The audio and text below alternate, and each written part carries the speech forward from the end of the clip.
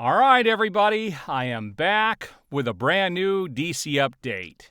And I have to say, right off the bat, happy birthday, Batman. Today is Batman's birthday, and he is 85 years old. It's pretty crazy. It's been a long road, and I am a huge, massive Batman fan. If you guys can't tell behind me, he is my all-time favorite DC character, and today is a big day for Batman. Now, this will be my only video for the next couple of days because tomorrow is Easter, and I will be celebrating the holiday with my family.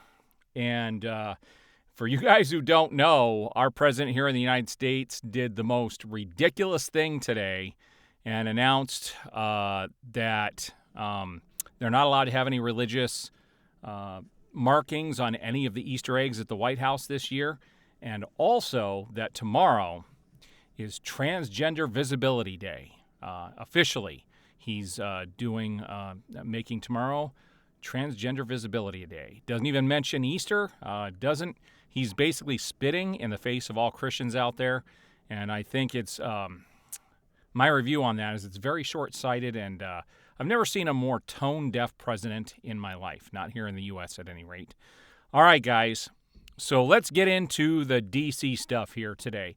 I will tell you that McFarlane is knocking it out of the park for Batman stuff, but let's take a look at a couple of the photos that I've grabbed over the last couple of days. All right, so one thing I forgot to post the other day is that Zack Snyder is still posting stuff about Batman versus Superman on his Vero account, and here he is on the set of Batman versus Superman. Here's another photo that he posted, and he said, "Happy Batman versus Superman Day, and thanks to @Eamon for his awesome cameo." Also, I have to give a great thanks to Mike Sebert for giving me a $5 donation on the last video I did. I greatly appreciate it. Anybody who goes above and beyond to support me, I am definitely going to call you out and share that here in my videos. And I am very grateful for all of my viewers. I will be starting up, memberships here in just a little bit, especially for all of the trailer reviews. That's going to be a minimum that I will do with those subscriptions. All right, now this was big news yesterday, and I'm actually going to be reaching out to Wozniak to see if he is willing to come on and have an interview with me.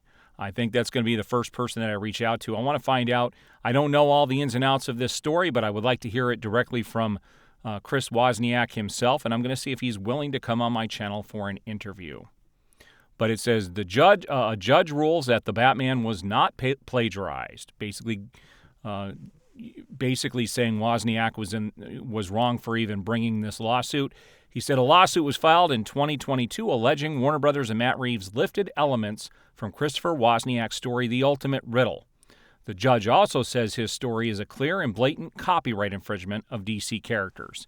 Okay, now there's a couple things I want to comment about this, not knowing all of the ins and outs. First of all, I know that Warner Brothers will steamroll anybody, whether they are right or wrong. That's just the way the company works. And from what I understand, and I do not know if this is true, but I believe that Christopher Wozniak had submitted a story to Warner Brothers in hopes that they would publish it.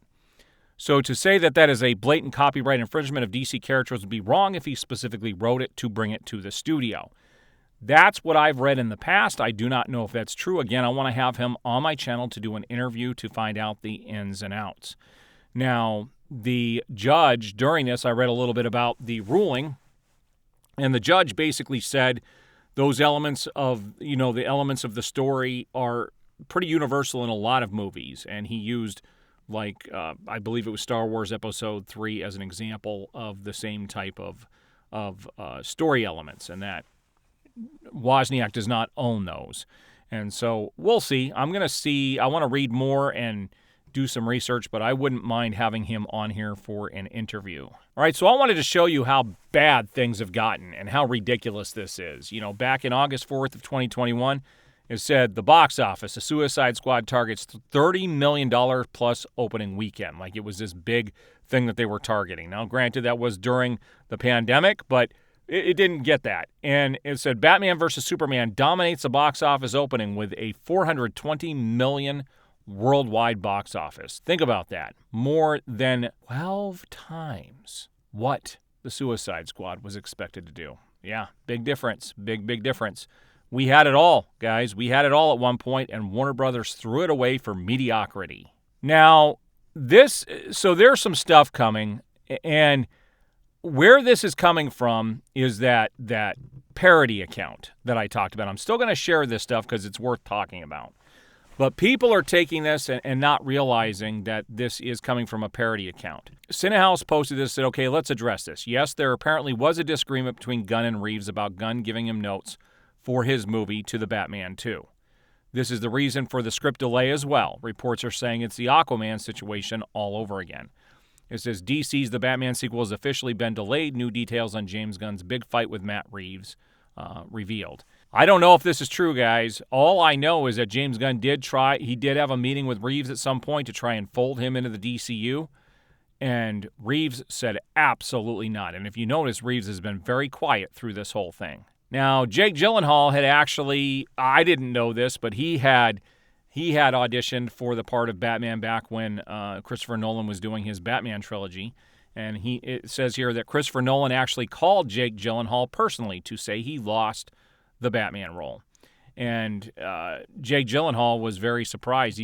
I think he said that nobody has ever done that personally, to come to him and tell him he didn't get a role, and to be as respectful as Christopher Nolan and as gracious as Christopher Nolan was. I don't see him as Batman. I'm kind of glad he didn't get the role, but it's pretty cool finding out things you didn't know. All right, so there were some reports over the last couple of days that Boyd Holbrook was being cast as Harvey Dent in the Batman Part 2. This is being picked up in numerous places. And James Gunn came out and said fake. He's debunking that. We'll see what happens when they do announce the casting, if the movie ever does actually move forward.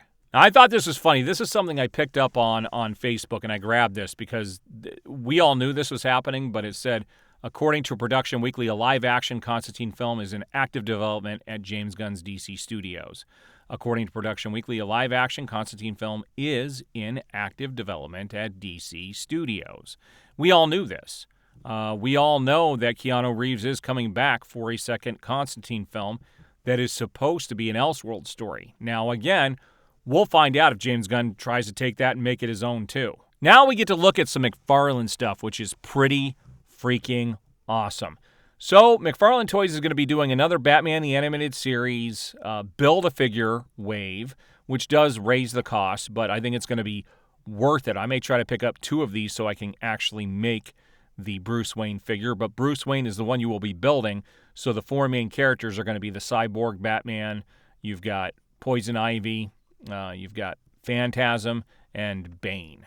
I'm actually looking forward to these. I'm loving these Batman animated series, all the figures that they're coming out with. And these aren't the only Batman figures that they are doing. All right, now I wanted to point this out. This is that Parody Account. I'm going to get to more of the McFarlane stuff here in a second, but this is that Parody Account again.